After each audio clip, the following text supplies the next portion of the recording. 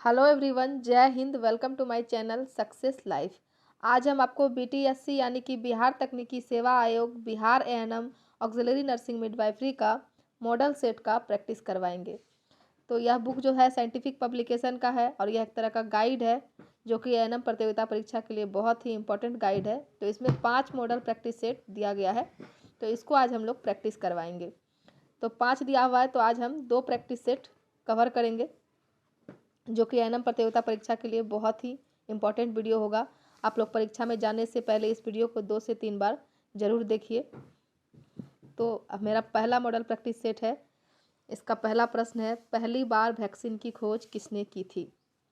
तो जैसे जैसे मैं इसका उत्तर बताऊंगी आप लोग भी कमेंट्स में इसका उत्तर जरूर लिखिए और लास्ट में अपना स्कोर जरूर बताइए कि आपको इसमें इस मॉडल प्रैक्टिस सेट में कितना स्कोर आया। उससे आपके तैयारी के बारे में पता चलेगा कि आपका एग्जामिनेशन का प्रिपरेशन कैसा है। तो पहली बार वैक्सीन की खोज किसने की थी? तो इसका उत्तर है option number A, Edward Jenner ने पहली बार वैक्सीन की खोज की थी। अगला प्रश्न है, ग्लोबल इम्यूनाइजेशन प्रोग्राम कब प्रारंभ किया गया? तो 1974 ईस्वी में ग्लोबल इम्यूनाइजेशन प्रोग्राम प्रारंभ किया गया। ऑप्शन नंबर ए इसका सही उत्तर हो जाएगा।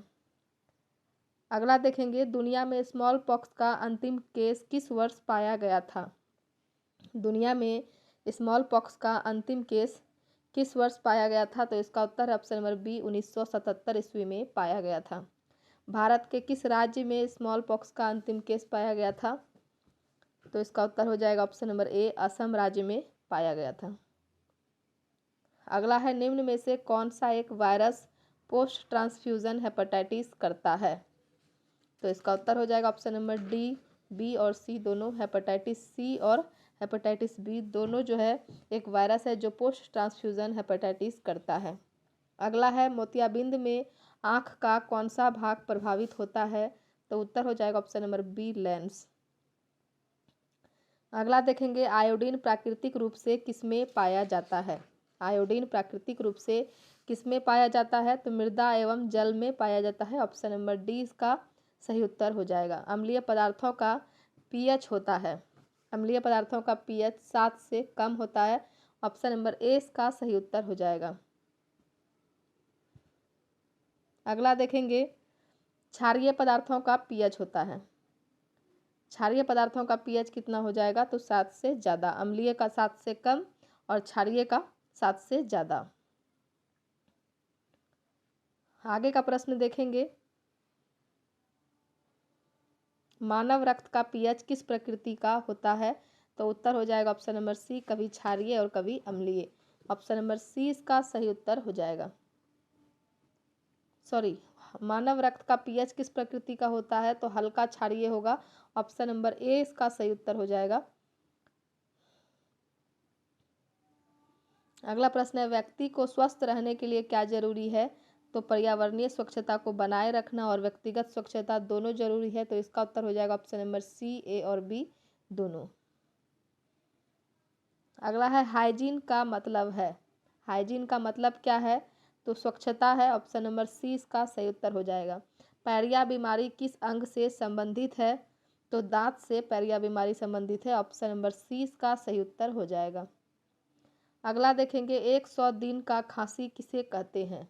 100 दिन का खांसी किसे कहते हैं? तो काली खांसी को कहते हैं। ऑप्शन नंबर बी इसका सही उत्तर हो जाएगा। कोशिका के जीव द्रव में सबसे अधिक होता है। कोशिका के जीव द्रव में सबसे अधिक प्रोटीन होता है। ऑप्शन नंबर सी इसका सही उत्तर हो जाएगा। आगे का प्रश्न देखेंगे, 1 ग्राम वसा के पाचन से कितनी ऊर्जा प्राप्त होती है? 1 ग्राम वसा के पाचन से कितनी ऊर्जा प्राप्त होती है? तो उत्तर हो जाएगा ऑप्शन नंबर ए, 9 केजी कैलोरी। अगला है, प्रोटीन की कमी से बच्चों में कौन सा रोग होती है? तो उत्तर हो जाएगा ऑप्शन नंबर ए, क्वाशियोरकर होती है। प्रोटीन की कमी से बच्चों में क्वाशियोरकर रोग होती है। ऑप्शन नंबर ए इसका सही उत्तर हो जाएगा। अगला है, प्रतिदिन 130 ग्राम से कम कार्बोहाइड्रेट खाने से क्या होता है? तो इसका उत्तर है केटोसिस होता है। ऑप्शन नंबर ए इसका सही उत्तर हो जाएगा।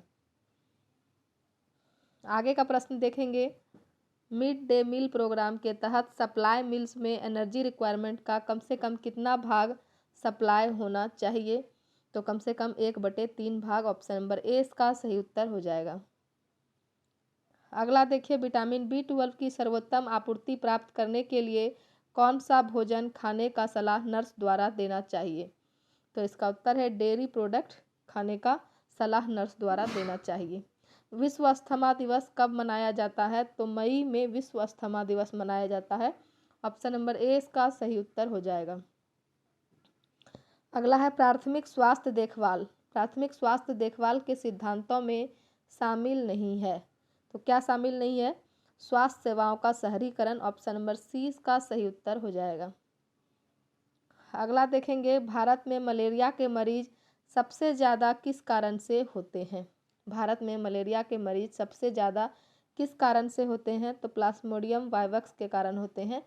ऑप्शन नंबर डी इसका सही उत्तर हो जाएगा। एएनएम नर्सिंग कोर्स कितने समय का होता है? तो 2 साल का होता है। ऑप्शन नंबर बी इसका सही उत्तर हो जाएगा। आगे देखेंगे, कितनी जनसंख्या पर एक आंगनवाड़ी कार्यकर्ता नियुक्त की जाती है? तो इसका उत्तर हो जाएगा ऑप्शन नंबर डी, 1000 की जनसंख्या पर एक आंगनवाड़ी नियुक्त की जाती है। अंडर 5 क्लिनिक का प्रतीक चिन्ह क्या है? तो त्रिकोण है। ऑप्शन नंबर डी इसका सही उत्तर हो जाएगा। अगला प्रश्न देखेंगे, वीवीएम का पूरा नाम क्या है? वीवीएम का पूरा नाम क्या है? तो vaccine viral monitor. Option number ए इसका सही उत्तर हो जाएगा। भारत में जन्म एवं मृत्यु कितने दिनों के अंदर पंजीकृत होती है? तो इसका उत्तर है 21 दिन के अंदर पंजीकृत होती है। ऑप्शन नंबर सी इसका सही उत्तर हो जाएगा। अगला देखेंगे, कौन सी वैक्सीन सिंगल डोज के बाद सबसे प्रभावशाली हो जाती है? तो इसका उत्तर हो जाएगा option number B, BCG vaccine जो है यह सिंगल डोज के बाद सबसे प्रभावशाली हो जाती है। ऑप्शन नंबर बी इसका सही उत्तर हो जाएगा।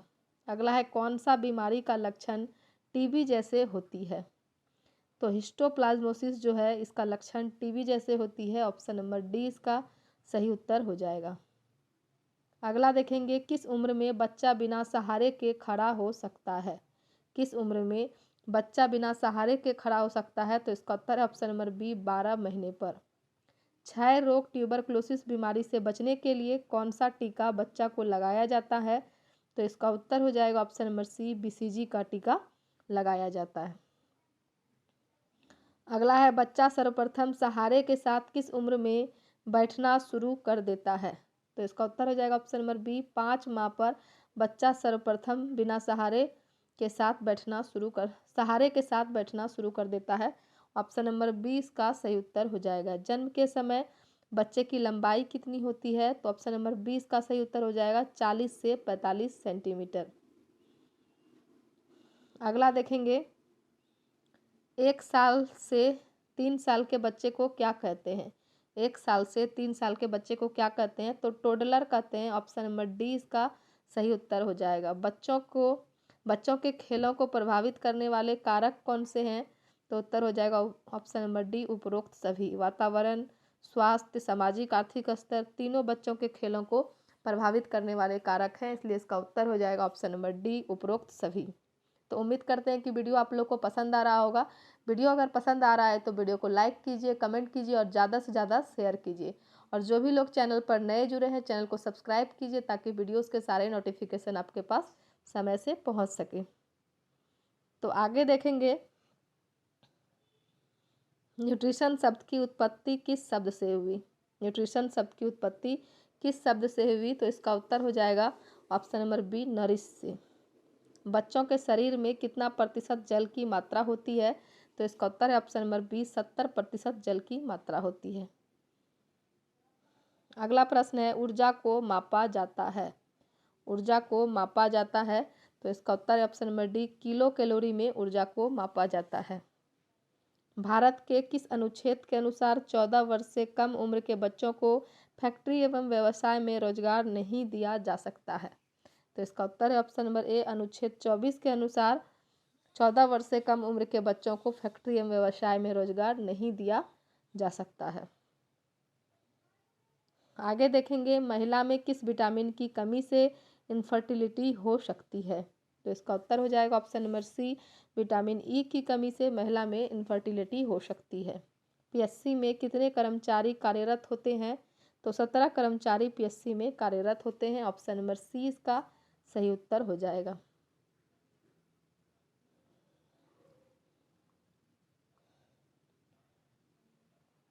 अगला है ग्रामीण स्वास्थ्य सेवा भारत।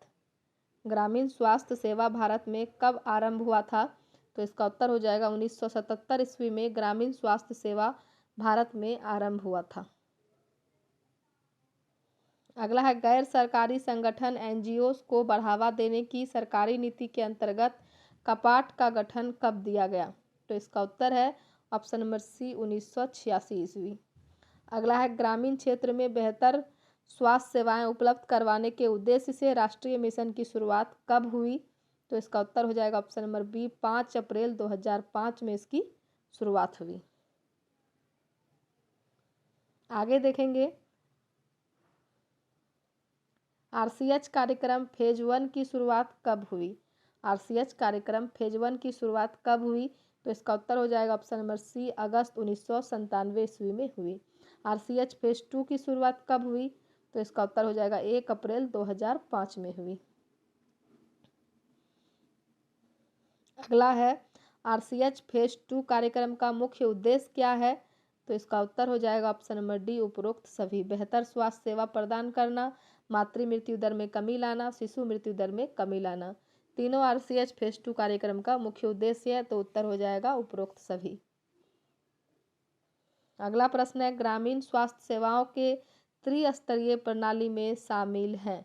तो इसका उत्तर हो जाएगा ऑप्शन नंबर डी उपरोक्त सभी। उप स्वास्थ्य केंद्र शामिल हैं, प्राथमिक स्वास्थ्य केंद्र, सामुदायिक स्वास्थ्य केंद्र, तीनों ग्रामीण स्वास्थ्य सेवाओं के त्रिस्तरीय प्रणाली में शामिल हैं, इसलिए इसका उत्तर हो जाएगा ऑप्शन नंबर डी उपरोक्त सभी। हमारे देश में कितना उप स्वास्थ्य केंद्र हैं? तो इसका उत्तर हो जाएगा लगभग 1.5 लाख। ऑप्शन नंबर 20 का सही उत्तर हो जाएगा। अगला है गर्भावस्था के दौरान सबसे सामान्य विश्वव्यापी समस्या क्या है? तो इसका उत्तर है आयरन डेफिशिएंसी एनीमिया। मुंह द्वारा ली जाने वाली गर्भ निरोधक गोलियों में होता है, क्या होता है? एस्ट्रोजन एवं प्रोजेस्टेरॉन। ऑप्शन नंबर बी इसका सही उत्तर हो जाएगा। अगला प्रश्न है गर्भकाल मधुमेह किनमें होता है? गर्भकाल मधुमेह किनमें होता है? तो इसका उत्तर है गर्भवती महिला में होता है। ऑप्शन नंबर सी इसका सही उत्तर हो जाएगा। लेबर रूम का तापमान सामान्यतः कितना होना चाहिए? तो इसका उत्तर है 22 से 26 डिग्री सेल्सियस होना चाहिए। आगे का प्रश्न देखेंगे प्रेगनेंसी किट जांच में निम्न में से किस स्थिति में कहा जाता है कि महिला गर्भवती है? तो इसका उत्तर है ऑप्शन नंबर सी जब 2 लाइन प्रदर्शित हो। अगला प्रश्न है प्राथमिक oocyte में क्रोमोसोम की संख्या होती है? तो इसका उत्तर है ऑप्शन नंबर ए 44 प्लस XS। प्राथमिक oocyte में क्रोमोसोम की संख्या होती है 44 प्लस XX। अगला है अटोनिक गर्भाशय के लिए ट्रीटमेंट मोडालिटी है? अटोनिक गर्भाशय के लिए ट्रीटमेंट मोडालिटी क्या होगा? तो गर्भाशय की massage, oxytocin infusion, methergine IV injection, तीनों इसका ट्रीटमेंट मोडालिटी है। तो उत्तर हो जाएगा उपरोक्त सभी। आगे का प्रश्न देखेंगे सब इन्वॉल्यूशन। सब इन्वॉल्यूशन में सबसे अधिक प्रभावित होने वाला अंग कौन सा है? तो इसका उत्तर हो जाएगा ऑप्शन नंबर सी गर्भाशय। अगला है full term placenta. Full term placenta में लगभग कितना भाग फीटल ओरिजिन होता है? तो इसका उत्तर हो जाएगा ऑप्शन नंबर डी 80% भाग फीटल ओरिजिन होता है। अगला प्रश्न है डीयूबी का पूरा नाम क्या है? डीयूबी का पूरा नाम क्या है? तो इसका उत्तर है option number C dysfunctional uterine bleeding. Option number C इसका सही उत्तर हो जाएगा। तो फ्रेंड्स एक सेट में 60 प्रश्न थे, तो पहला जो है मॉडल सेट वो कंप्लीट हो गया। इसमें एक सेट में टोटल 60 प्रश्न है और दूसरा अभी मॉडल सेट स्टार्ट करेंगे। इसका पहले आप लोग आंसर की अच्छे से देख लीजिए। अब दूसरा अभी स्टार्ट करते हैं।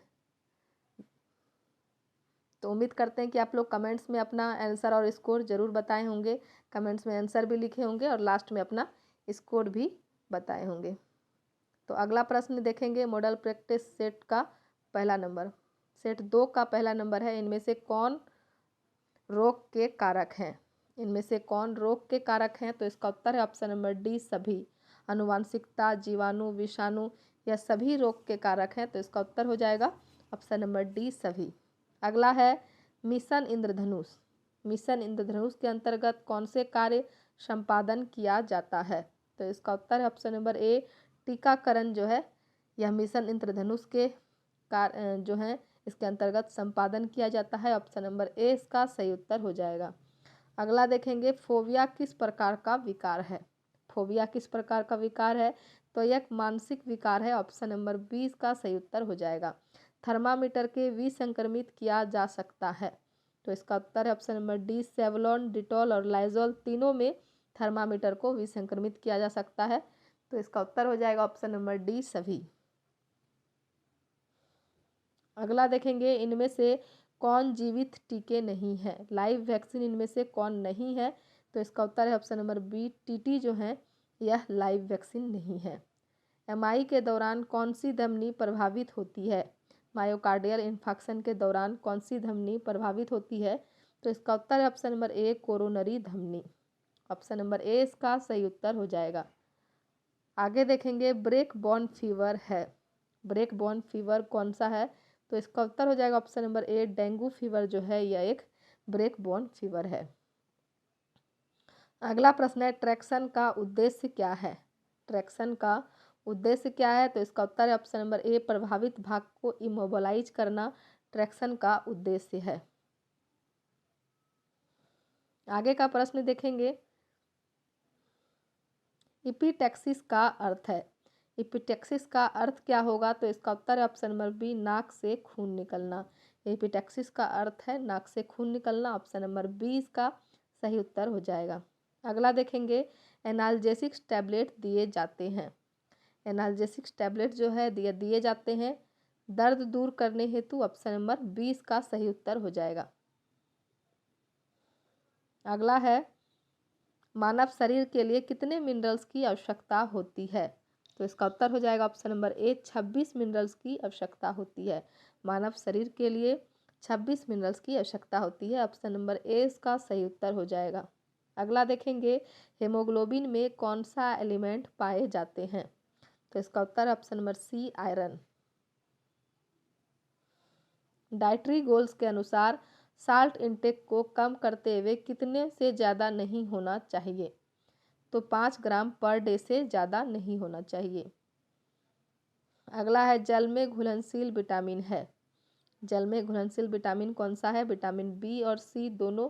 तो उत्तर हो जाएगा ऑप्शन नंबर डी, बी और सी जो है ऑप्शन नंबर, विटामिन बी जो है यह और विटामिन सी, तो ए और सी यहाँ पे होना चाहिए इसका उत्तर। विटामिन ए और सी जो है दोनों, मतलब ए ऑप्शन और सी ऑप्शन जो है इसमें कौन कौन सा है? विटामिन बी और सी दोनों जल में घुलनशील है। तो इसका उत्तर हो जाएगा ऑप्शन नंबर ए और सी दोनों। अगला प्रश्न है, व्यक्ति में विटामिन सी की कमी के कारण क्या होता है? तो इसका उत्तर हो जाएगा ऑप्शन नंबर डी, उपरोक्त सभी। मसूड़ों का सूज जाना, घाव का देरी से बढ़ना, एनीमिया का लक्षण दिखना, यह सभी विटामिन सी की कमी के कारण होता है। तो उत्तर हो जाएगा ऑप्शन नंबर डी, उपरोक्त सभी। अगला प्रश्न है, प्रोटीन का सबसे अच्छा स्रोत है। प्रोटीन का सबसे अच्छा स्रोत क्या होगा? तो इसका उत्तर है ऑप्शन नंबर ए, सोयाबीन। आगे का प्रश्न देखेंगे, कैल्शियम का सबसे अच्छा स्रोत है। तो कैल्शियम का सबसे अच्छा स्रोत हो जाएगा मिल्क। इसका उत्तर हो जाएगा ऑप्शन नंबर ए, मिल्क। अगला है, प्लेटलेट्स की संख्या। प्लेटलेट्स की संख्या कमी होना किस बीमारी का लक्षण है? तो इसका उत्तर है ऑप्शन नंबर ए, डेंगू का लक्षण है। अगला देखेंगे, mid day meal programme. Mid day meal programme में अंतर्गत कितने दिनों का पूरक आहार सुनिश्चित किया जाता है? तो इसका उत्तर है ऑप्शन नंबर सी, 200 दिन का पूरक आहार सुनिश्चित किया जाता है। अगला है, स्कल में कुल कितनी हड्डियां होती है? स्कल में कुल कितनी हड्डियां होती है? तो इसका उत्तर है ऑप्शन नंबर डी, 22 हड्डियां होती है। अगला देखेंगे, सैंड फ्लाई के काटने से कौन सा रोग होता है? सैंड फ्लाई के काटने से कौन सा रोग होता है? तो इसका उत्तर हो जाएगा ऑप्शन नंबर बी, काला जार सैंड फ्लाई के काटने से होता है। अगला है टीकाकरण की लेटेस्ट गाइडलाइन के अनुसार 5 वर्ष की उम्र पर निम्नलिखित में से कौन सा अनुपयुक्त है? तो इसका उत्तर है option number D, DPT plus vitamin A. अगला है ईएसआई एक्ट किस वर्ष पारित हुआ? ईएसआई एक्ट किस वर्ष पारित हुआ? तो इसका उत्तर है ऑप्शन नंबर ए, सन 1948 ईस्वी में पारित हुआ। अगला देखेंगे, मानव गरीबी सूचकांक में शामिल नहीं है। मानव गरीबी सूचकांक में शामिल नहीं है, तो व्यवसाय शामिल नहीं है, ऑप्शन नंबर ए इसका सही उत्तर हो जाएगा। अगला देखेंगे, health survey and planning committee. Health survey and planning committee के अध्यक्ष कौन थे? तो इसका उत्तर हो जाएगा ऑप्शन नंबर सी, इसके अध्यक्ष थे AL Mudaliar, option number C इसका सही उत्तर हो जाएगा। अगला प्रश्न है, किन मंदबुद्धि व्यक्तियों के समूह को किसी प्रकार की शिक्षा व प्रशिक्षण प्रदान नहीं किया जा सकता है? तो इसका उत्तर है मूर्ख बुद्धि, ऑप्शन नंबर ए इसका सही उत्तर हो जाएगा। अगला प्रश्न है, निम्नलिखित में से कौन सी स्वास्थ्य शिक्षा विधि अधिक प्रभावी है? तो इसका उत्तर है द्विपक्षीय विधि, ऑप्शन नंबर बी इसका सही उत्तर हो जाएगा। अगला प्रश्न देखेंगे, संचार में बाधक है। संचार में कौन सा बाधक हो जाएगा? तो कम शैक्षणिक स्तर, शारीरिक अक्षमता, मानसिक अक्षमता, तीनों संचार में बाधक हो जाएगा, तो उत्तर हो जाएगा ऑप्शन नंबर डी, सभी। अगला प्रश्न है, ऑग्रबन एवं निमकॉफ के अनुसार सीमित क्षेत्र में सामाजिक जीवन के संपूर्ण संगठन को क्या कहते हैं? संपूर्ण संगठन को क्या कहते हैं? तो इसका उत्तर है ऑप्शन नंबर डी, समुदाय कहते हैं। आर्गबन एवं निमकॉफ के अनुसार सीमित क्षेत्र में सामाजिक जीवन के संपूर्ण संगठन को समुदाय कहते हैं, ऑप्शन नंबर डी इसका सही उत्तर हो जाएगा। अगला प्रश्न देखेंगे, जब कभी दो या दो से अधिक व्यक्ति एकत्रित हो जाते हैं तो वे एक दूसरे पर प्रभाव डालते हैं, तो वे आर्गबन एवं निमकॉफ के अनुसार क्या कहलाते हैं? तो वह सामाजिक समूह कहलाते हैं, ऑप्शन नंबर बी इसका सही उत्तर हो जाएगा। अगला देखेंगे, किस कारण से बाल श्रम किया जाता है? किस कारण से बाल श्रम किया जाता है? तो उत्तर हो जाएगा ऑप्शन नंबर डी, उपरोक्त सभी। और शिक्षा, गरीबी और माता पिता तीनों के कारण से बाल श्रम किया जाता है, तो ऑप्शन नंबर डी इसका सही उत्तर हो जाएगा। अगला है, ऊर्जा की कमी के कारण बच्चों में होने वाले दुष्प्रभाव हैं। तो वजन की कमी, ऑप्शन नंबर ए इसका सही उत्तर हो जाएगा। ऊर्जा की कमी के कारण बच्चों में होने वाले दुष्प्रभाव वजन की कमी है, ऑप्शन नंबर ए इसका सही उत्तर हो जाएगा। अगला देखेंगे, केवल स्तनपान कितने माह तक के बच्चों को करवाया जाता है? तो इसका उत्तर हो जाएगा ऑप्शन नंबर बी, 6 माह तक के बच्चों को केवल स्तनपान करवाया जाता है। तो उम्मीद करते हैं कि वीडियो आप लोग को पसंद आ रहा होगा। वीडियो अगर पसंद आ रहा है तो वीडियो को लाइक कीजिए, कमेंट कीजिए और ज़्यादा से ज़्यादा शेयर कीजिए। और जो भी लोग चैनल पर नए जुड़े हैं, चैनल को सब्सक्राइब कीजिए। आगे का प्रश्न देखेंगे, कन्या भ्रूण हत्या के कारण है। कन्या भ्रूण हत्या के कारण क्या है? तो दहेज की चिंता, सामाजिक असुरक्षा और शिक्षा के कारण बेटा बेटी में अंतर, यह सभी कन्या भ्रूण हत्या के कारण है, तो उत्तर हो जाएगा ऑप्शन नंबर डी, उपरोक्त सभी। अगला प्रश्न देखेंगे, नवजात शिशु में खतरे का चिन्ह है। नवजात शिशु में खतरे का चिन्ह क्या होगा? तो हाइपोथर्मिया, दौरे और श्वसनाविरोध, यह सभी नवजात शिशु में खतरे का चिन्ह है, तो उत्तर हो जाएगा ऑप्शन नंबर डी, उपरोक्त सभी। अगला देखेंगे, पेंटावेलेंट टीका कितने उम्र तक के बच्चों को लगाना चाहिए? तो इसका उत्तर है ऑप्शन नंबर ए, 1 वर्ष तक के उम्र के बच्चों को पेंटावेलेंट टीका लगाना चाहिए। अगला है, स्कूल में पढ़ने वाले बच्चों में समस्या हो सकती है। क्या चीज़ की समस्या होगी? तो कुपोषण की होगी, संक्रामक रोग की होगी, सफ़ेद दागों से संबंधित होगी। तो स्कूल में पढ़ने वाले बच्चों को इन तीनों की समस्या होगी, तो उत्तर हो जाएगी ऑप्शन नंबर डी, उपरोक्त सभी। भारत में बालवाड़ी पोषण कार्यक्रम शुरू हुआ। बालवाड़ी पोषण कार्यक्रम कब शुरू हुआ? तो इसका उत्तर है ऑप्शन नंबर सी, 1970 ईस्वी में भारत में बालवाड़ी पोषण कार्यक्रम शुरू हुआ। अगला है लड़कियों में प्यूबर्टी की उम्र होती है। लड़कियों में प्यूबर्टी की उम्र क्या होती है? तो इसका उत्तर है ऑप्शन नंबर सी 13 से 15 वर्ष। अगला है यदि बच्चों को विटामिन ए की पहली खुराक 9 माह की उम्र पर दी गई है तो दूसरी खुराक कब दी जानी चाहिए? तो इसका उत्तर है ऑप्शन नंबर बी 15 माह पर दूसरी खुराक दी जानी चाहिए। अगला प्रश्न है Modi field plan of operation का संबंध किस राष्ट्रीय स्वास्थ्य कार्यक्रम से है? तो इसका उत्तर है राष्ट्रीय मलेरिया नियंत्रण कार्यक्रम से। ऑप्शन नंबर बी इसका सही उत्तर हो जाएगा। अगला प्रश्न है महिला स्वास्थ्य कार्यकर्ता के बेहतर स्वास्थ्य सेवाओं के लिए किससे सामंजस्य बिठाकर चलना चाहिए? तो इसका उत्तर हो जाएगा ऑप्शन नंबर डी उपरोक्त सभी। किससे किससे? आशा सहयोगिनी से, आंगनवाड़ी कार्यकर्ता से, राजनीतिक रूप से प्रभावी लोग से, तीनों से सामंजस्य बैठाकर चलना चाहिए। तो इसका उत्तर हो जाएगा ऑप्शन नंबर डी उपरोक्त सभी। अगला प्रश्न है आंगनबाड़ी कार्यकर्ता के कार्यों में शामिल है। तो क्या शामिल है? टीकाकरण, स्वास्थ्य जांच, गर्भवती महिलाओं का पूरक आहार वितरित करना, यह तीनों आंगनबाड़ी कार्यकर्ता के कार्यों में शामिल है। तो उत्तर हो जाएगा ऑप्शन नंबर डी उपयुक्त सभी। अगला प्रश्न है निम्नलिखित में से उप स्वास्थ्य केंद्र पर तैयार किए जाने वाले रिकॉर्ड्स हैं। तो कौन सा है? टीकाकरण रजिस्टर। ऑप्शन नंबर सी इसका सही उत्तर हो जाएगा। उप स्वास्थ्य केंद्र पर तैयार किया जाने वाले रिकॉर्ड्स हैं टीकाकरण रजिस्टर। ऑप्शन नंबर सी इसका सही उत्तर हो जाएगा। अगला प्रश्न है जननी सुरक्षा योजना के अंतर्गत ग्रामीण क्षेत्र में प्रसूता को दी जाने वाली राशि है। तो इसका उत्तर है ऑप्शन नंबर डी 1400 रुपया।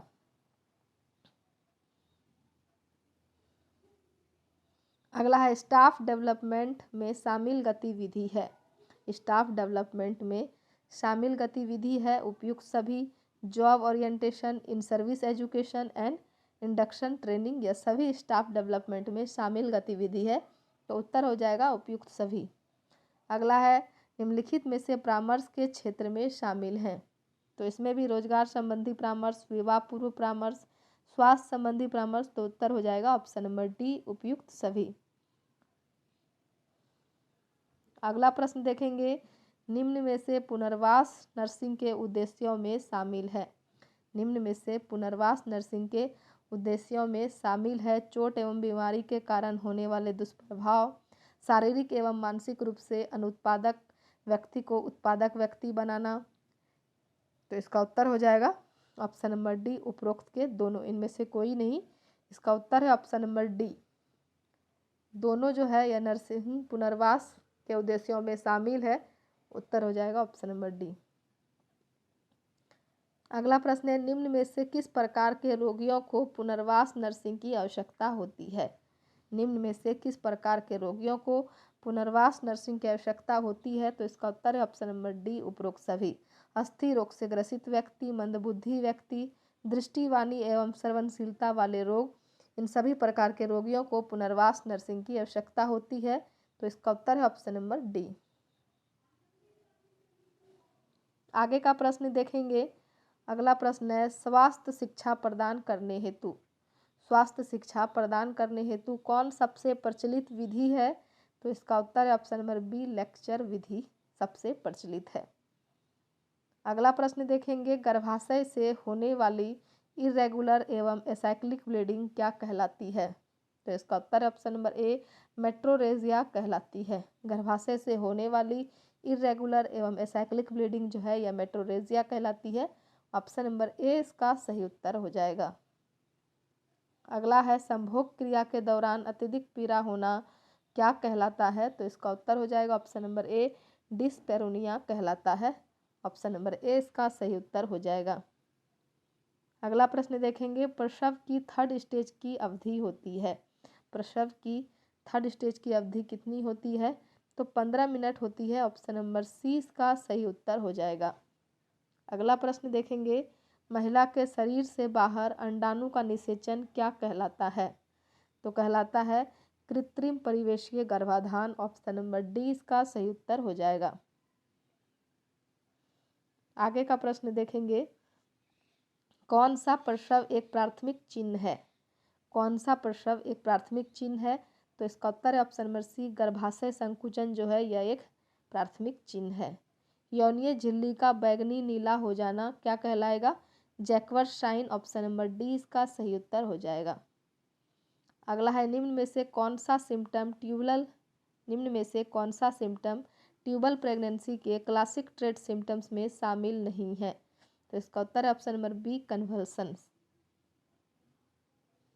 अगला है एक्टोपिक प्रेगनेंसी के लिए उत्तरदायी है। एक्टोपिक प्रेगनेंसी के लिए क्या उत्तरदायी होगा? तो tubal reconstructive surgery, PID, intrauterine device का फेल होना, यह सभी एक्टोपिक प्रेगनेंसी के लिए उत्तरदायी है। तो उत्तर हो जाएगा ऑप्शन नंबर डी, उपरोक्त सभी। अगला प्रश्न है, गर्भाशय में एक से अधिक भ्रूण का साथ साथ विकास होना क्या कहलाता है? तो इसका उत्तर है ऑप्शन नंबर ए, मल्टीपल प्रेगनेंसी कहलाता है। गर्भाशय में एक से अधिक भ्रूण का साथ साथ विकास होना मल्टीपल प्रेगनेंसी कहलाता है। ऑप्शन नंबर ए इसका सही उत्तर हो जाएगा। अगला प्रश्न है, एक्टोपिक प्रेगनेंसी का डायग्नोसिस करने के लिए कौन सा इन्वेस्टिगेशन करना चाहिए? तो इसका उत्तर है लेप्रोस्कोपी, सोनोग्राफी, सीरम प्रोजेस्टेरोन स्तर, यह सभी इन्वेस्टिगेशन करना चाहिए। तो उत्तर हो जाएगा ऑप्शन नंबर डी, उपरोक्त सभी। तो चलिए, मॉडल प्रैक्टिस सेट 2 भी समाप्त हो गया। आज मैं 2 प्रैक्टिस सेट कंप्लीट करवा दी हूँ। अब अगले दिन बाकी 3 मॉडल प्रैक्टिस सेट करवाएंगे। आज वीडियो यहीं समाप्त करते हैं। तो उम्मीद करते हैं कि आप लोग को वीडियो पसंद आया होगा। वीडियो अगर पसंद आया है तो वीडियो को लाइक कीजिए, कमेंट कीजिए और ज़्यादा से ज़्यादा शेयर कीजिए, ताकि सभी एनएम छात्राओं के पास यह वीडियो पहुँच सके और वीडियो का लाभ उठा सके। और जो भी लोग चैनल पर नए बने हैं, चैनल को सब्सक्राइब कीजिए, ताकि आपको वीडियोस का नोटिफिकेशन सही समय पर मिल सके। तो धन्यवाद, मिलते हैं अगले वीडियो में।